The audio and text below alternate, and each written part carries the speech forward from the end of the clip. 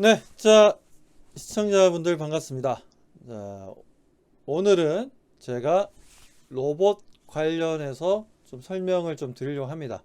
자, 최근에 뭐 이런저런 로봇이 필요한 상황이 좀 많이들 벌어지고 있는데, 자, 그렇다면 로봇이 뭐고, 무엇이고, 그리고 로봇의 종류가 어떻게 되고, 로봇이 지금 시장에서 왜 필요한지, 그리고 그와 관련된 수혜주들을 좀 설명해 드리는 시간을 좀 가지도록 하겠습니다.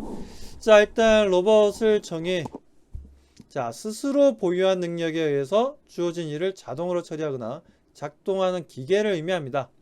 그래서 우리가 로봇 같은 경우에는 이제 주로 공장 제조 쪽에 많이 좀 쓰여지죠. 그리고 개인 서비스용으로도 많이 사용이 되고 있고, 그리고 전문 서비스 쪽도 있고 여러 가지가 있는데, 아무튼 로봇 같은 경우에는 우리의 일상생활에 있어서 이제는 없어서는 안 될 하나의 동반자가 되어가고 있는 모습들입니다. 자, 그렇다면 로봇의 종류에 대해서 좀 말씀을 드릴 텐데, 좀 글자가 좀 작아서 좀 안 보일 수는 있을 것 같습니다. 일단 크게 봐서 우리가 서비스 로봇과 제조업용 로봇, 이렇게 좀 크게 두 가지로 나눠서 볼 수 있습니다. 그래서 서비스용 로봇 같은 경우에는 우리가 개인적으로 이용할 수 있는, 그런 로봇, 그리고 전문적으로 이용할 수 있는 로봇이 있어요. 그래서 개인적으로 이용하는 로봇 같은 경우에는 거의 이제 약간 가사 도우미처럼 집안의 여러 가지 일들을 로봇들이 잡다한 일들 좀 대신을 해주고, 자, 그에 따른 교육이라든지 또 그리고 이동 지원이라든지 여러 가지 작업을 하는 데 있어서, 그리고 뭐 근력을 강화시키든 개인적인 용도로 집안에서 쓸 수 있는 로봇들을 의미한다라고 보시면 될 것 같습니다. 그리고 좀 뭐 노인분들에게는 또 보행 보조라든가 생활 지원을 해주는 부분들이 있고, 그리고 지금 몸이 좀 불편하신 분들에게는 간병, 그리고 장애자 보조, 재활 훈련 등을 도와주는 그런 로봇들도 지금 현재 개발되고 있는 상황이죠. 자, 이렇듯이 개인용 로봇이 있고, 전문 로봇으로 우리가 들어가면 공공 서비스용 로봇이 있고요. 극한 직업 로봇이 있고, 기타 산업용 로봇으로 크게 나눠 볼 수 있습니다. 공공 서비스라고 한다면 우리가 뭐 안내 데스크 쪽에서 인폼 쪽에서의 뭐 안내를 도와주는 그런 로봇, 그리고 빌딩 같은 경우에도 경비라든가 배달, 청소를 해주는 로봇, 그리고 어, 사회 안정을 위해서 경비를 봐주는 그런 로봇들을, 우리가 공공 서비스를 할 수 있는 로봇들을 개발을 하고 있죠. 자, 그리고 극한 직업과 관련된 우리가 요즘 뭐 3D 잡, 어렵고 힘들고 더러운 뭐 그런 일들을 좀 솔직히 많이 기피하지 않습니까? 그런 부분들을 이제는 로봇들이 대신 해주는 시대가 왔다라는 거죠. 그래서 사회 인프라라든지, 그리고 재난 극복이라든지, 군사용이라든지, 그리고 해양 탐사 관련해서 극한 지역에서 사람이 하기에는 위험 부담이 상당히 큰 부분들을 로봇들이 대신 해준다라는 거죠. 그런 이제 로봇들을 개발하고 있고, 그리고 우리가 일반적 건설 현장이나, 그리고 농림, 축산 쪽, 뭐 농약을 살포한다든지, 과실을 수확한다든지, 그리고 건설 유지 보수라든지 해체 지원 쪽으로도 보게 되면, 뭐 최근에 가슴이 상당히 아팠던 부분들이 전라남도 광주에서 건물이 도로로 덮치면서 그 버스 안에 계시던 분들이 그야말로 많은 분들이 좀 돌아가시면서 이게 사회적인 문제가 되었던 부분들이 있는데, 그런 부분들도 이젠 정확하게 로봇들이 해 나감으로 인해서 우리 사람들이 좀 더 편리하고 안전한 생활이 가능하도록 해준다는 겁니다. 그리고 의료 같은 경우에도 요즘에는 수술 같은 경우에도 거의 로봇들이 많이 합니다. 우리나라 대표적인 수술 로봇을 만들고 있는 회사가 뭐 큐렉소가 있죠. 큐렉소가 있고, 그런 이제 수술 로봇 같은 게 또 현대중공업 쪽에 보면 사업부 자체가 로봇을 생산하고 있는데 로봇 중에서도 의료 행위가 이루어지는 로봇들을 만들고 있죠. 그래서 우리나라에서는 뭐 큐렉소, 현대중공업의 그 로봇 사업부가 의료 쪽에서 가장 유명합니다. 자, 아무튼 그렇게 있고 제조용 로봇을 보게 되면 우리가 자동차 제조라든가 그리고 전자제품 제조, 뭐 디스플레이 반도체 제조라든가 조선 뭐 이렇게 있죠. 자동차 같은 경우에도 거의 다 뭐 도색을 한다든지 그리고 그 들어가는 제품들이 거의 로봇들이 용접부터 시작해서 거의 로봇들이 다 하죠. 그리고 전자제품도 마찬가지입니다. 전자제품 같은 경우에도 파트별로 로봇들이 일정한 행위를 하면서 제조를 하고 있는 부분들이고 조선 같은 경우에도 많이도 이용이 되고 있습니다. 이렇듯이 우리가 여러 분야에서 로봇들이 많이 활용될 수 있다라는 걸 이 도표에서도 우리 시청자분들이 보시면 알 수 있는 부분이다라고 말씀드리고, 자, 로봇 산업이 성장할 수밖에 없는 이유. 자, 최근에 미국의 리치먼드 연은 총재가 한마디 했죠. 노동력 부족 문제 지금 못 잡으면 경제 악순환이 될 수 있다라고 얘기했었어요. 그 정도로 지금 미국 같은 경우에도 노동력 부족 문제가 발생하면서 상당히 좀 사회적인 문제가 되고 있습니다. 그리고 박힌 총재가 고령화 현상으로 인해서 노동력이 부족해지고 이는 미국의 경제 성장을 가로막고 있다라고 얘기했어요. 그래서 선진국들은 우리나라를 비롯해서 뭐 일본 그리고 뭐 중국도 마찬가지고, 그리고 유럽 그리고 북미 지역에 보게 되면 고령화 현상이 상당히 심각해지고 있습니다. 저출산에다가 고령화 사회에 좀 접어드는 거죠. 우리나라는 거의 뭐 초고령화 사회로 접어들고 있다라고 볼 수 있습니다. 아무튼 이렇게 해서 노동력 부족 문제가 미국이 풀어야 할 장기적인 과제로 시장에서는 보고 있는 거죠. 자, 그리고 우리가 최근 또 뉴스에서 많이 접하는 게 뭡니까? LA항, 롱비치항, 캘리포니아 쪽에 보면 LA 로스앤젤레스 항구가 있고 롱비치 항구가 있는데 웬만한 좀 큰 뭐 컨테이너 선들 같은 경우에는 정박할 수 있는 곳이 뭐 다른 데도 있어요. 뭐 샌프란시스코라든가 여러 가지 또 다른데 항구들이 있긴 한데 컨테이너 선들, 상당히 큰 컨테이너 선들이 하역 작업을 할 수 있는 곳은 이 두 군데밖에 없습니다.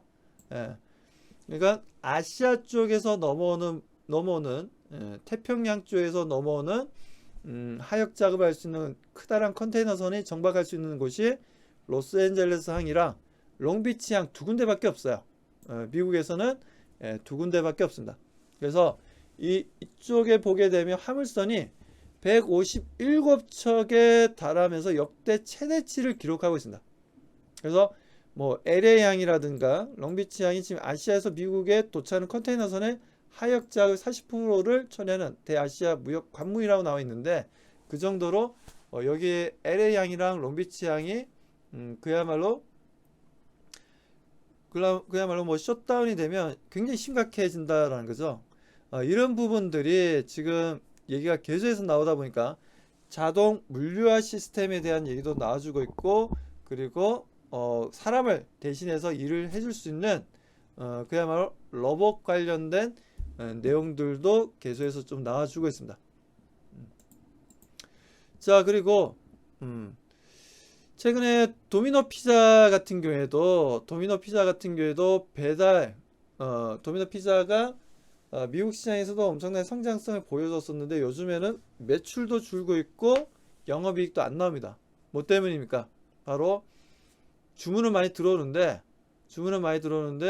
문제는 배달해줄 기사가 없어요. 배달해줄 기사가 없다 보니까 지금 현재 자연스럽게 매출도 줄고 있고 거기에 따른 영업이익도 가파르게 하락을 보여주고 있습니다. 그래서 최근 그 도미노 피자 이제 주가 움직임 보면 계속 내려가고 있습니다. 움직임 자체가 계속해서 내려가는 모습들을 보여주고 있고, 그리고 자, 영국의 또 장관이 한마디 했는데 뭐 주유소 대란이 있었죠. 일주일 정도 더 이어질 듯 하다라고 얘기했었는데 최근에 자, 기름 사재기 현상을 좀 보여주고 있습니다. 전국적으로 극심한 주유 대란이 빚어지고 있고, 자, 브렉시트로 인해서 자, 더 심해졌고, 코로나 팬데믹 현상으로 인해서 기름 운송할 화물 트럭 운전사가 부족해지는 현상을 볼 수가 있습니다. 자, 이렇다 보니까 뭐 이런 흐름들이 좀 나오다 보니까 아무래도 자율주행이라든지 사람을 대신해서 트럭을 운전해 줄 수 있는 자율주행과 여러 가지 내용들이 좀 나와주고 있습니다.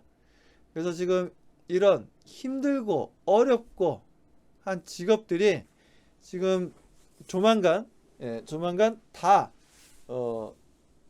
이런 로봇과 인공지능 쪽으로 다 넘어가는 분위기입니다. 자, 여기에다가 최근 이게 또 도미노 피자인데요. 힐스턴 우드랜드 하이츠라는 지역에 도미노 피자 점포가 있는데 여기서는 지금 자율주행 로봇카 뉴로 R2를 이용해서 피자 배달을 하고 있습니다. 그래서 이렇게 피자 배달을 하는 로봇 배달을 만들어서 이게 뭐 들어보니까 그 스마트폰으로 주문을 하면 스마트폰으로 저 로봇이 오면 저 도어를 열 수 있는 비밀번호가 휴대폰으로 비밀번호 날라옵니다. 그러면 그 비밀번호를 입력을 해서 도어를 오픈을 해서 안에 있는 피자를 꺼낼 수 있다라는 거죠.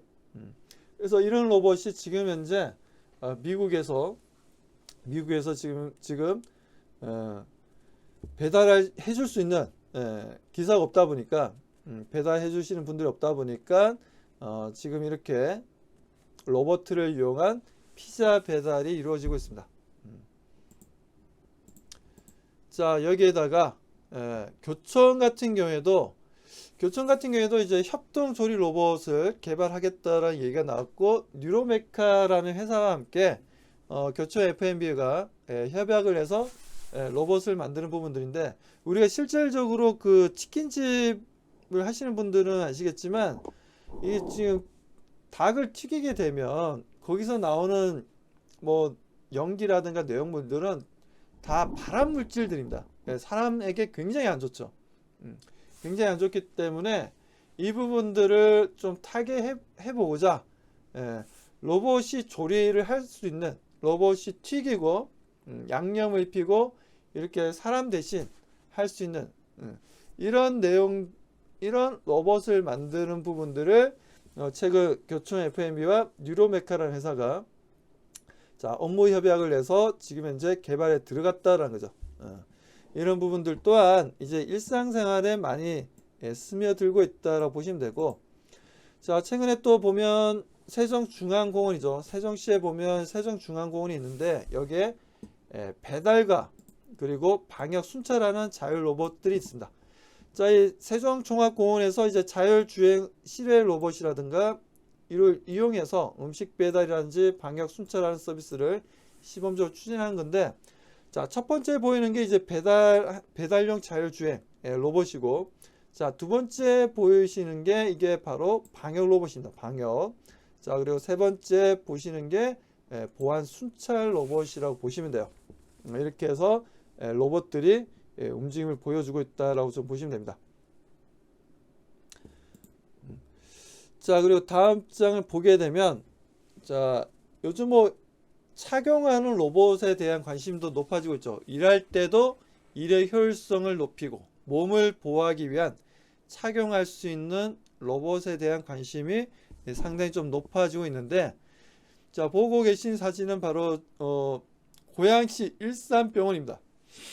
일산병원에 보면 착용형 보행 재활 로봇을 활용해서 치료를 하고 있다라는 부분들인데, 자, 여기에 보시면 착용형 보행 재활 로봇 같은 경우에 하지의 근력이 남아있는 불안전한 하지 마비 환자의 보행 훈련을 도와주는 웨어러블 로봇으로 뇌 손상이라든지 그리고 척수 손상 환자들을 비롯해서 내성마비, 신경근육 질환으로 인한 하지 부분의 마비 환자의 보행 훈련을 돕는다라는 겁니다.